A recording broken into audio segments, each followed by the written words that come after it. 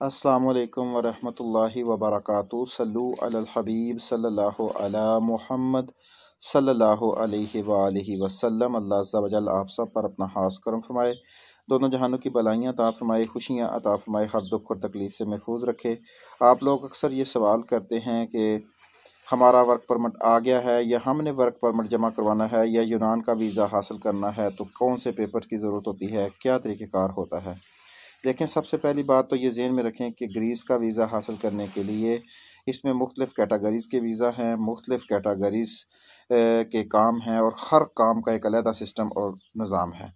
इसमें मिसाल के तौर पर वो अफराद जो यूनान में पहले ही मौजूद हैं, अपने भाई को, किसी को, चाचू को, मामों को, किसी को बुलाना चाहते हैं, तो सबसे पहले उन्हें ये देखना होगा कि वो जिस इलाके में रह रहे हैं, अगर उन्हें उसी इलाके में वीज़ा जमा करवाना है तो उसकी वैकेंसी वहाँ पे है या नहीं। मिसाल के तौर पर मैं वेल्डिंग का काम करता हूँ, अपने भाई को वेल्डिंग के काम के लिए बुलाना चाहता हूँ, तो मुझे पहले पेरिफेरिया से ये चेक करना होगा कि वहाँ वेल्डिंग की गुंजाइश है या नहीं। अगर है तो फिर हमारा जो मालिक है वो उसके पेपर मुकम्मल हैं या नहीं। अगर हैं तो फिर वहाँ पे वो पेपर जमा होंगे और वेल्डिंग का वीज़ा निकलेगा। लेकिन ज़्यादातर जो वीज़ास निकल रहे हैं ये निकल रहे हैं स्टोर कीपर के, होटल के, एग्रीकल्चर के। चंद वीज़ास जो आए थे वो ये ये बिल्डिंग लाइन है इसके भी आए थे अल्हम्दुलिल्लाह। इस तरह का ये सारा सिस्टम होता है। तो इसमें सबसे पहले ये देखना पड़ता है कि हाँ है या नहीं है। अगर मिसाल के तौर पर नहीं है तो फिर आपको वर्क परमिट किसी ऐसे बंदे से ख़रीदना पड़ेगा जिसके पास हैं, तो उसके लिए आपको देना पड़ेगा पासपोर्ट, अपना करैक्टर सर्टिफिकेट। अगर उसकी फ़िलहाल ज़रूरत तो नहीं होती, लेकिन बेहतर ये होता है कि आपको पहले ही पता हो कि आपके ऊपर कोई केस वगैरह तो नहीं है, ताकि मुस्तकबिल में चल के आपके ऊपर प्रॉब्लम ना बने और आपके पैसे ज़ाया ना हों। फैमिली सर्टिफिकेट, बर्थ सर्टिफिकेट और मोबाइल नंबर, ईमेल एड्रेस और पासपोर्ट, ये सारी चीज़ें आप उनको भेजेंगे। फिर वहाँ पे जो जिस इलाके में आपका वीज़ा जमा होगा वहाँ के जो मालिक है आपका, उसके पेपर साथ लगते हैं। अब इन्होंने ये वेबसाइट है, वेबसाइट पे ये वकील या लॉगिस्टी या मालिक खुद उस पर अपलोड करेगा, पेरिफेरियाज को आपके पेपर भेजेगा, उनकी इन्वेस्टिगेशन होती है। इन्वेस्टिगेशन होने के बाद जब वो आपो फांसी निकलती है तो फ़ाइल पहले पाकिस्तान में बाई डाक भेजी जाती थी, अब जो है वो ईमेल के ज़रिए भेजी जाती है और वो ईमेल एम्बेसी को कर दी जाती है। और वो जो आपो फांसी वाला पेपर है, जो जिसे आप वर्क परमिट भी कह सकते हैं, वो आपके पास आ जाएगा, उसकी एक कापी। और उसके साथ होगा कॉन्ट्रैक्ट लेटर जिसके ऊपर आपका कॉन्ट्रैक्ट होगा मालिक के साथ। वो 1 साल का भी हो सकता है, 3 का भी हो सकता है, 2 का भी हो सकता है, 5 साल का भी हो सकता है। 5 साल तक का कॉन्ट्रैक्ट हो सकता है आपका मालिक के साथ। तो ये सारे पेपर आपके पास भी होंगे, एम्बेसी में भी मौजूद होंगे। और उसके बाद फिर आप अपॉइंटमेंट लेते हैं। अपॉइंटमेंट लेने के बाद आप अपनी इंश्योरेंस वीज़ा फॉर्म तैयार करते हैं, अपनी फ़ाइल को मुकम्मल करते हैं, अपने मेडिकल को ठीक रखते हैं, अपने करैक्टर को ठीक रखते हैं।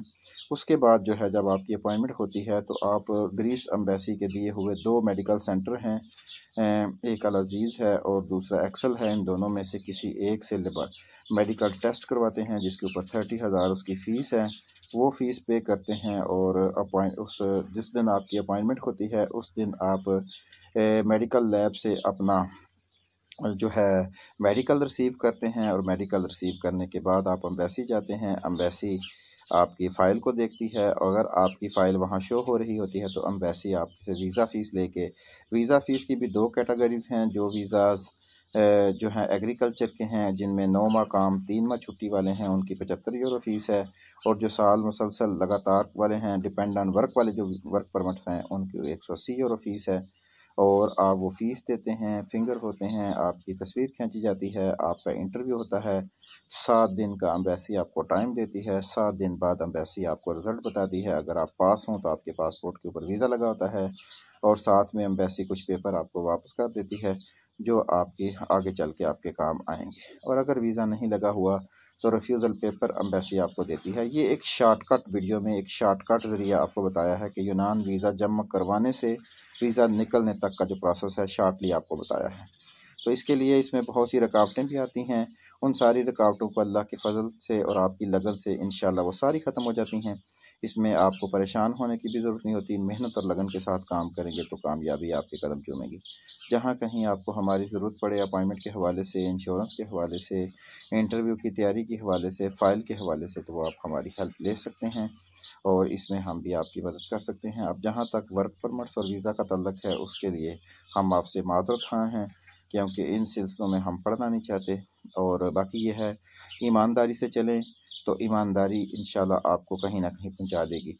तो अपने साथ वाले लोगों का, अपने इर्द गिर्द वाले लोगों का ख्याल रखें, अपने वालिदैन का ख्याल रखें, और अपने वालिदैन की दुआएं और आपके जो माहौल है उसकी दुआएं आपके साथ हुई और अल्लाह का करम हुआ तो आपका वीज़ा ज़रूर लगेगा और आपके मुस्तक़बिल का अल्लाह पाक बेहतर बंदोबस्त फरमा देगा।